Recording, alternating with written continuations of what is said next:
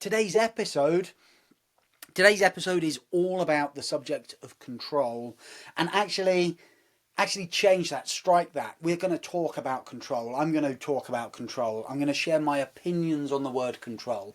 In fact, today's episode is all about my dislike of the word control, or my dislike, more accurately, of where we use the word control and the images that it conjures up in our head. So for those of you who've been in recruitment for longer than probably, I don't know, let's say 4 hours, the probability is you've heard the word control. And the word control is often associated with process. The word control is associated with people, and yeah, it's been like part of the dictionary of recruitment for a really long time. Particularly when we talk about things like client control, candidate control. Manager says to consultant, "Hey, do you have the candidate under control? Is the client control good?" And I get invited to do training where I'm talking to a business owner who says, yeah, the team need to have more control over their candidates, or they need to have more control over their placements, or they need more client control. And I totally understand what it means, right? This isn't a lack of understanding from my perspective. My question mark really revolves around the images that it conjures up, right? Having a candidate under control. This isn't some kind of like pseudo hypnosis thing, right? Having a client under control. This isn't about marionettes and the strings on a puppet, right? Look at me, I'm a real boy, I'm a real client, right? We're not making people do things where the agenda is all about our expectation. Or at least that, in my opinion, shouldn't be the goal, right? And in fact, that's a question that I get asked by semi-experienced recruiters as well as experienced ones. Jeremy, when I offer a job to a candidate, how do I make sure that they accept it? Jeremy, how do I make a candidate go for an interview? You know, all of these things, when we construct a question where we're asking, how do I make somebody do something? It just reinforces the pictures that I have as to how people interpret the words control. If I had the opportunity to go back to the beginning of recruitment, the very first day, whenever it was that somebody decided to call this activity candidate control, this activity client control, I think I would have wanted to redefine exactly what we were talking about, because it ends up being an issue for many when they seek to control others. And there is a reputation that exists out there in the world today with human beings whose perceptions of recruiters are that they turn up with hidden agendas, that they are manipulators. It's a reason why some people would prefer to deal with us on email rather than on the phone, because they like to feel as though they are in control. And that's the reality of things, people. The candidate and the client should feel as though they have a sense of control over what is happening. Ultimately, it is the candidate's career, or it is the candidate's decision. We are there to help people to make the very best decisions that they can for themselves.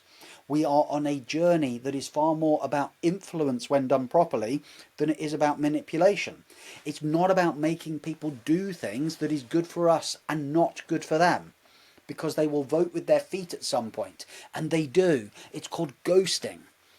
So when we want to reduce ghosting, when we want to reduce the number of candidates who are susceptible to counteroffers, when we want to ensure that we fill a higher percentage of the jobs that we work on, it's not about control, people. It's about being in command. When you are in command of your process, when you are in command of the processes that you are orchestrating on behalf of your customers, that's a really important word to acknowledge, people. We orchestrate a placement. We do not administer a process. If you fall into the trap of administering a process, you then feel as though you need to have people in the process under control. When you are in command of your process, and the people who are going through that process, be that client, be that candidate, actually feel as though they are in control too, They are in control of the decisions that they are making, and we are there to furnish them with the right information at the right time and to be able to challenge the decisions that they're making in line with their own goals and expectations. We, my friends, are in command, and they have a greater sense of control, which means that there is a mutually beneficial relationship that exists between us and our customers, which means when there is times of challenge, think about this for a moment. Think about how frequently someone somewhere out there today is throwing their phone at the wall because that client has decided to offer the internal candidate and they've never been mentioned before. And somebody says, "Oh, you should have had them under better control." Or think about the person who throws their phone at the wall when that candidate says, "I'm sorry I didn't go for the interview today," or worse, just disappears off the planet. "Well, you should have had your candidate under more control then, shouldn't you?" No. You should have had more command over your process. You should have created a greater level of ownership in the people who were going through that process so that they felt more control. Wouldn't it be better to get a phone call from a candidate who's saying, "I'm considering not going for the interview because," and I wanted to talk with you about that to see what your perception was. And they did that because they felt as though you were there to support them to make the best decision, rather than you were there to give them a Chinese burn to make them do something that they didn't want to do. This is all the sophistication of being in command. And to be in command of processes requires good levels of communication. It requires high levels of empathy. It requires us to be very good at helping other people to feel as though we are there genuinely to help them with a mutually agreed agenda, rather than there to have a subversive agenda that perhaps could lead to a sense of being manipulated. So when a candidate feels in control, and a candidate feels as though we're there to help them with the best possible quality of service to help them to make good decisions, they start to turn to us for advice. They start to become more candid. They become more transparent. They tell us more of the truth earlier, rather than revealing the truth that we discover in hindsight. So if I sound a little boiled here, I don't actually feel boiled. I just feel a little bit disappointed that we misappropriate good intentions by creating the wrong word that then creates a perception that it's all about my way or the highway, my deal or no deal is all that there is here. A well-mapped process, a clearly agreed set of objectives that are created between me and my candidate. When I engage with my candidate, and from the very first touch, and that touch may not actually be us talking, it may be the in-mail that I send to them, the email that I push through to them, the beautifully crafted advert that they see in their peripheral vision as they are doing some research in preparation for asking for a pay rise, not with the intention of looking for a job. And they're researching adverts to see what the market is paying. And they can't help but feel tractor beamed into my advert because it delivers three things to them. They feel significant, they feel understood, and they feel safe. At every step of our process, whatever our process looks like, if we can ensure that we are increasingly giving that sense to our candidates of being significant, like they matter, we make them feel understood, and we genuinely know what their drivers are and their motives are and their expectations and their goals, because we have encouraged a level of transparency that is only possible when they feel safe. So significance and understanding and safety are really important because it helps them to feel that sense of control. And they start to turn to us as being an expert because we are in command. We are willing to challenge them on some of the decisions that they are making. We are willing to ensure that they recognize the choices that are available to them. Like the simplicity of dialing somebody. As I pick up my phone and I dial this person who is a legacy individual on my database, or a legacy CV in a CV portal, and I talk to them about an opportunity and they say, hey Jeremy, I'm not looking for a job at the moment. If I'm in command of my process, then I know that that is what I need to hear. Because I know that when they say that, they are going to be in the majority of the good people, rather than the minority of the good people who find themselves looking. So I'm looking for somebody who is saying, hey, I'm not looking for a job at the moment, and I'm totally ready for it. And I tell them, you know, that only makes me more interested in talking to you. And it reinforces why it's so important that I come to you rather than waiting for you to come to me. What could stop you talking to me for the next 5 minutes to explore this so you understand why I chose you? Right? That, my friends, is me being in command. That is me giving them a greater sense of control rather than trying to hoodwink them into a conversation and trying to force them to do something that they don't want to do. Like if they say, hey, I'm happy where I am, and I just lean into that and go, hey, that's great to hear. What is it that makes you so happy? I'm not actually dealing with the actual issue here. I'm trying to swerve it. I need to pick it up and do something with it and show them. The words that you've just said to me, they encourage me greatly. The words that you've just said to me reinforce that I'm doing the right thing. The words that you've said to me show me that you are good at what you do. And maybe if I suggest to this candidate, the fact that you say that tells me two things, and I'm sorry if this upsets you. It tells me you're good, and it tells me you're well looked after. And because of that, you spend less time thinking about what else may be out there. I'm not asking you to leave. I'm merely asking you to consider things for somewhere in the region of 6 minutes. And we create a risk to reward. The risk is 6 minutes of their life. The reward is so much greater. These are the things that become the tactical opportunities that we have to start to orchestrate a placement, not administer a process, to start to demonstrate to the people that we interact with there is purpose to what we do. We're not fishing looking for the unhappy. When we encounter the unhappy, we can work with them, right? But we're in command of what we do, and when we're in command of what we do, and we can start to show them the rhyme and the reason and the logic and the emotional decision that we're actually asking them to make, which is to commit to 6 minutes of conversation, not to resign tomorrow, not to have to go for an interview on something which is clearly unsuitable, not to feel blagged into looking at job descriptions and then forever get chased by a recruiter who misinterpreted mild curiosity as being genuine interest.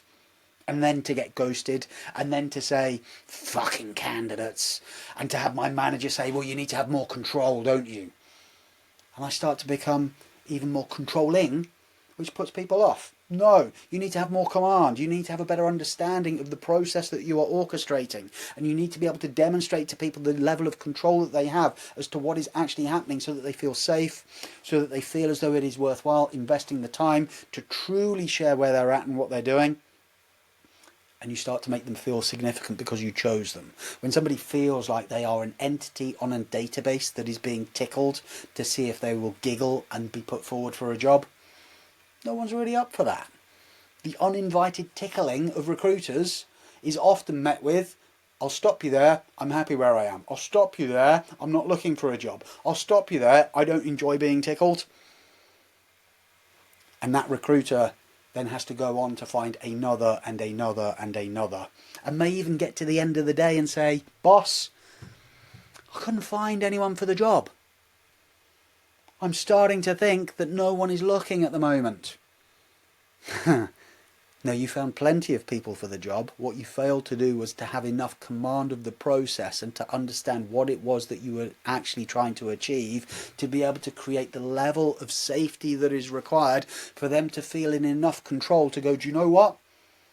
I will talk to you for 5 minutes. And I totally get the fact that you're not asking me to resign. And I totally get the fact that you don't know enough about me to be able to say with certainty that it's ideal. And I totally get the fact that me simply spending 5 minutes with you doesn't automatically mean that you're going to think that I'm interested. You're just giving me more time to make a better decision for myself and to have more control. I respect your command of the process that you manage, and I am now willing to engage with you. So I hope everyone's with me in the way that I'm describing this, right? The word control is damaging. The word control is totally appropriate, but the control belongs to the candidate. The control belongs to the client. When the client tells us, hey, I'm not willing to pay more than 15%, and we are in command of our process, we don't really have to do anything other than show them. You are significant in this conversation and your opinion matters. I'm going to seek to understand all of the reasons why you say that and the experiences that you've had that have accumulated together to create your perception of value of recruiters in this space. And I'm going to allow you to feel safe enough that it is okay to have that opinion, and it is okay to have that opinion about other agencies. And I'm going to earn the right to show you why I believe there could be a difference. And the only way that I'm going to get you to be willing to listen to my opinion is to start to show you I'm genuinely interested in yours. So I need to be as open to the idea of agreeing to 15 as I am to getting them to be open to the idea of agreeing 30. And that might be a slower process. It might take 12 minutes instead of 60 seconds. And I'm now in command. I'm in command of a process that I am now managing, which is the process of justifying in a world of mundane 15%ers what it actually looks like to encounter someone who is worth 30. And because I'm in command of that process, they can feel in total control that they still can make their own decision. But what they can't do is to make a decision on behalf of my business just because it's what their business wants to do based upon experiences that they've had with others. Command people. So I kind of throw that out there as being a challenge to the industry. I also throw that out there as being something that I feel starts to create part of the fabric of being different. The essence of the 4D recruitment method is about creating difference of experience all the way through the process. The essence of the 4D recruitment method is all about the orchestration of something that wows somebody. And the essence of the 4D recruitment method is to remove the opportunities to create the cross-references between you and other agencies, because it becomes harder and harder to say others like you, because there are very few out there who are like you, but there are many who claim to do what you do, but they can feel the difference, they can see the difference, and they are willing to pay for that difference and to commit to that difference. So people, squad, listeners, those of you who are still hanging around at the end of this pod, take a moment or two to reflect on how you define control and who you feel should have it, and what it would mean to be in command of processes, and how explicitly you'd need to be able to not just understand your process, because that's administration, to be able to do it, but to look at the tactical ways in which you bring that to life so that you orchestrate placements by following your process, by being in a greater position of command of what you're doing, and being willing enough to allow others to have that genuine sense of control that allows them to make the best decision for themselves. Because if the job ain't right, the job ain't right. Sometimes they're wrong and we need to challenge them, and they're willing to accept that challenge when they feel like we're doing it with their best interests at heart, rather than simply to manipulate a statistic to help us to achieve a CV out, an interview arranged, a contract fulfilled, because we're on a journey which is more meaningful for them, which in turn becomes more meaningful for us. So hey, let me know your thoughts on command, control, and all of the things that I've to a point witted about, right?